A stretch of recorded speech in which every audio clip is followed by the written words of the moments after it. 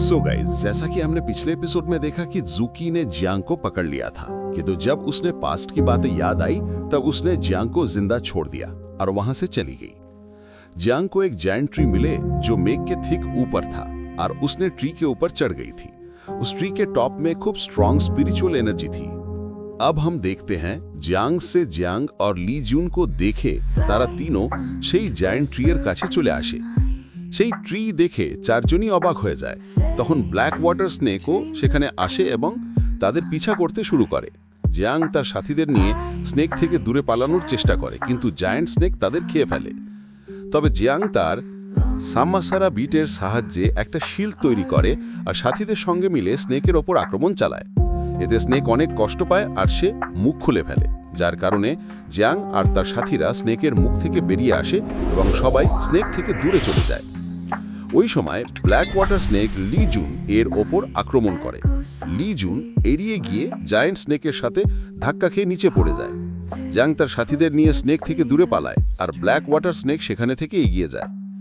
এরপর আমরা দেখি জুকি ও জায়ান্ট ট্রি এর কাছে এসে চারপাশে ঘোরাফেরা করে। জিয়াংও সেখানে আসে এবং জুকিকে দেখে অবাক হয়। জুকি একটা ডোরের সামনে দাঁড়িয়েছিল যার উপর অ্যাসেন্ট টেস্ট লেখা ছিল। জিয়াং বুঝতে পারে ওই ডোরের পিছনে রেড ট্রেজার আছে, তাই সে ডোরের দিকে এগোতে শুরু করে। কিন্তু জুকি তাকে থামিয়ে বলে, আমি এই রেড ট্রেজার তোমার ডেমন কাল্টের হাতে দিতে দেব না, না হলে তুমি আরো বেশি মানুষকে মারবে। জিয়াং বলে, তুমি ঠিক ভাবছো, আমি ট্রেজার নিয়ে আরো মানুষকে মারবো, তাই আমার কাজের পথে বাধা কাটা যাবে না, নাহলে তোমার জীবন ঝুঁকির মধ্যে পড়বে। এই কথা শুনে রাগে জুকি তার স্টাফ দিয়ে জিয়াংয়ের ওপর আক্রমণ করে, কিন্তু জিয়াং তার স্ট্র্যাটেজি দিয়ে আক্রমণ থেকে বাঁচে এবং তাকে দূরে সরিয়ে দেয়। জিয়াং বলে, আমি তোমার সাথে ফাইট করতে চাই না, তাই আমার পথে দাঁড়িও না।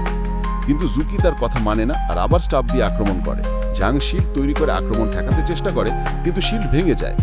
তবে সে হেরে যায় না, ফাইট চালিয়ে যায়। জুকি তার টোন ডাইরেকশন স্পিড সোর্স ব্যবহার করে জিয়াংয়ের ওপর আক্রমণ চালায়, কিন্তু জিয়াং তার স্ট্র্যাটেজি দিয়ে জুকির স্পিড শট ধ্বংস করে দেয়। রাগে জুকি আবার শর্ট স্ল্যাশ দিয়ে আক্রমণ করে, কিন্তু জিয়াং তার শট দিয়ে আক্রমণ ব্লক করে দেয়। এতে অনেক এনার্জি রিলিজ হয় আর এনার্জির প্রভাবে জুকি দূরে সরে যায়। সে জিজ্ঞেস করে, তুমি এখন ডেমন হয়ে গেছো, তাহলে এখনও কিয়ান্টোইজের টেকনিক্স কেন ব্যবহার করছো? জিয়াং বলে, ফরক পড়ে না, আমি কিংজিন টাইম ইউজ করছি নাকি ডেমনিক কাল্টের, আমি দুই কাল্টের টেকনিক দিয়ে মানুষকে মারি। অবশেষে জুকি বলে, 10 বছর আগে আমি তোমার কাছে কিছু জানতে চেয়েছিলাম কিন্তু পারিনি। আজ তোমার কাছে সেই সুযোগ এসেছে, তাই আমি তোমার কাছে বুদ্ধিজম, দাইজম আর ডেমন এই 3 কাল্টের 2 মেথড সম্পর্কে জানতে চাই। এই কথাগুলো শুনে জিয়াং হাসতে শুরু করে এবং বলে, যদি তুমি সবকিছু জানতে চাও তাহলে আমাকে ফাইট করতে হবে, তারপর তোমাকে সবকিছু বলবো। এই কথা বলে সে জুয়েকির ওপর আক্রমণ করে তাকে দূরে ঠেলে দেয়। জুয়েকি তার লিং ই শর্ট ফরমেশন দিয়ে জিয়াংয়ের ওপর শর্টসের বৃষ্টি ছুঁড়ে মারে। জিয়াং একটা শিল্ড তৈরি করে সেই শর্টসগুলো থেকে বাঁচে এবং তার স্ট্র্যাটেজি ব্যবহার করে অন্য জায়গায় টেলিপোর্ট করে যায়। জি আবার তার লিং ই শর্ট ফরমেশন দিয়ে আক্রমণ করে, কিন্তু জিয়াং তার অলি শিল্ড ব্যবহার করে আক্রমণ থেকে বাঁচে। জুকি তার জায়ান্ট স্টাফ দিয়ে জিয়াংয়ের শিল্ডের ওপর আক্রমণ করে, যার কারণে জিয়াংয়ের শিল্ড ভেঙে যায়। এরপর তারা দুজনেই এক ভয়ঙ্কর ফাইট শুরু করে, যার কারণে সেখানে অনেক বেশি এনার্জি বের হয়। ওই এনার্জি দেখে জো ভয় পালিয়ে যায়। জিয়াং তার স্টিক দিয়ে একটি পাওয়ারফুল অ্যাটাক করে জুকিকে দূরে ঠেলে দেয়। রাগে জুকি তার 100 রিভার্স সি শট টেকনিক চালু করে, যার ফলে ফরমেশনে প্রচুর স্পিরিচুয়াল এনার্জি যোগ হতে থাকে, যা এনার্জি ফোর্স হিসেবে তার উপর আক্রমণ করে। জিয়াং তার সোল ইটিং শিল্ড দিয়ে তাকে আটকে রাখার চেষ্টা করে, কিন্তু জুকিয়ের অ্যাটাক শিল্ডকে আইসে ফ্রিজ করে ফেলে। জুকি মনে করে জিয়াং ও শিল্ডের সঙ্গে ফ্রিজ হয়ে গেছে, কিন্তু জিয়াং পিছন থেকে এসে জুকির ওপর আক্রমণ করে তাকে দূরে সরিয়ে দেয়। সে তার ব্লাড শ্যাডো দিয়ে আক্রমণ চালায়, যা জুকি তার নায়াং ফরমেশন দিয়ে আটকানোর চেষ্টা করে, কিন্তু জিয়াং তার ব্লাড হ্যাং দিয়ে আক্রমণ করে তাকে দূরে সরিয়ে দেয়। জিয়াং অনেকগুলো পোর্টাল খুলে দেয় আর সেগুলো থেকে অনেকগুলো ব্লাড হ্যান্ডস বের হয়ে জুকির ওপর আক্রমণ করে, কিন্তু জুকি তার লিং সোয়াং টেকনিক দিয়ে সেই ব্লাড হ্যান্ডসগুলো আইসে ফ্রিজ করে ধ্বংস করে দেয়। এটা দেখে জিয়াং বলে, শুধুমাত্র 10 বছরেই তুমি আল্টিমেট পিউরিটি রিয়েলমে ব্রেকথ্রু করে ফেলেছ, এটা সত্যিই দারুণ ব্যাপার। ঝুঁকি ভাবতে থাকে, এটা কি কেন কুংফুতে বুদ্ধিজমের ট্রু এনার্জি, নাকি সে তাও কাল্টিভেশন পাথে যাওয়ার চেষ্টা করছে যেখানে কেউ যায়নি। তখন জিয়াং এবং তার সাথীরা সেখানে আসে। ঝুঁকি গোপনে এই সব দেখে। সে ভাবতে থাকে, ট্রু পাথের মেম্বার্স অনেক শক্তিশালী আর আমি একা তাদের মোকাবিলা করতে পারবো না। যদি ঘোস্টলির কিছু হয় আমি একা সেই ট্রেজার নিতে পারবো না, তাই আমাকে তার সাহায্য করতে হবে। জিঙ্গু জংয়ের সাথে কথা বলার চেষ্টা করে, কিন্তু জ্যাং তার কথার কোনো উত্তর দেয় না। সে কথা বলতে চেয়েছিল, কিন্তু নিজের লক্ষ্য থেকে বিচ্যুত হতে চায় না, তাই কথা বলে না।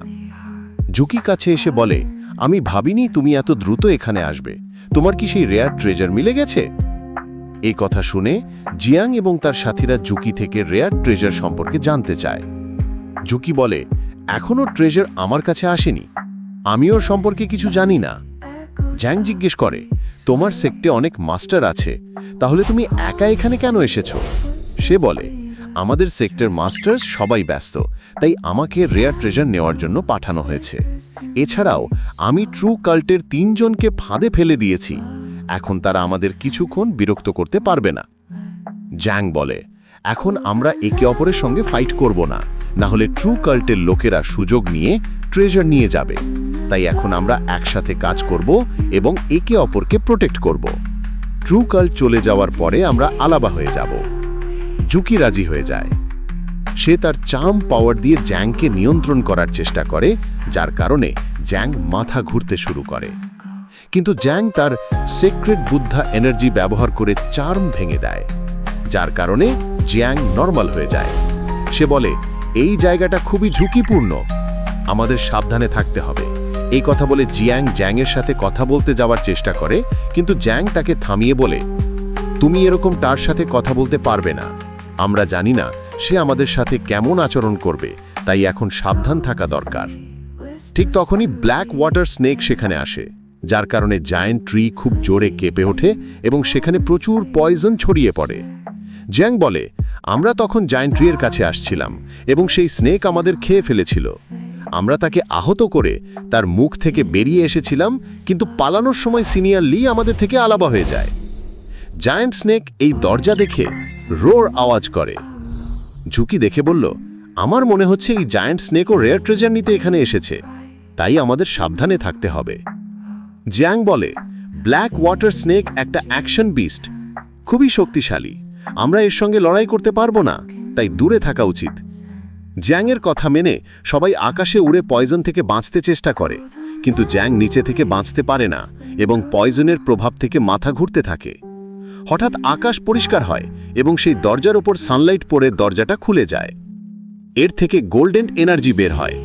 জ্যাং এনার্জির দিকে এগোতে থাকে, কিন্তু জুকি তার স্টাফ দিয়ে আক্রমণ করে। জ্যাং তার স্টাফ দিয়ে আক্রমণ ঠেকায়। জায়ান্ট স্নেক তার টেল দিয়ে তাদের উপর আক্রমণ করে, যার কারণে তারা ট্রিতে ধাক্কা খায় এবং অসুস্থ হয়ে পড়ে। জুকি মাথা ঘুরতে থাকে এবং নিচে পড়ে যেতে থাকে। জায়ান্ট স্নেক তাকে খাওয়ার জন্য এগিয়ে আসে, কিন্তু জ্যাং তাকে ধরে নেয়। সে জিজ্ঞেস করে, তুমি কেন তোমার জীবন ঝুঁকিতে রেখে আমাকে বাঁচানোর জন্য এলে? জুকি কোনো উত্তর দিতে পারেনি, অজ্ঞান হয়ে পড়ে। জায়ান্ট স্নেক তাদের দুজনকে খাওয়ার চেষ্টা করে, কিন্তু জ্যাং ঝুঁকিকে নিয়ে সেই গেটের ভিতরে ঢুকে যায়। জিও গেটের ভিতরে ঢুকে পড়ে। জায়ান্ট স্নেক গেটের ভিতরে ঢুকতে চেষ্টা করে, কিন্তু গেট বন্ধ হয়ে যায়। রাগে জায়ান্ট স্নেক গেটের উপর আক্রমণ শুরু করে। জুক এবং জ্যাক তাকে আক্রমণ করে, যাতে তাকে গেট থেকে দূরে সরানো যায় এবং ঝুঁকিকে বাঁচানো যায়। স্নেক তার রোড দিয়ে জ্যাক এবং জিঙ্গুর উপর আক্রমণ করে। জ্যাং তার শিল্ড দিয়ে আক্রমণ ঠেকানোর চেষ্টা করে, কিন্তু শিল্ড ভেঙে যায় এবং তারা পিছনে সরে যায়। জায়ান্ট স্নেক নিজেই সেখান থেকে দূরে চলে যায়। হঠাৎ তার কিছু অদ্ভুত অনুভূতি হয় এবং সে সেখান থেকে চলে যায়। কিং ল্যাং সেখানে আসে।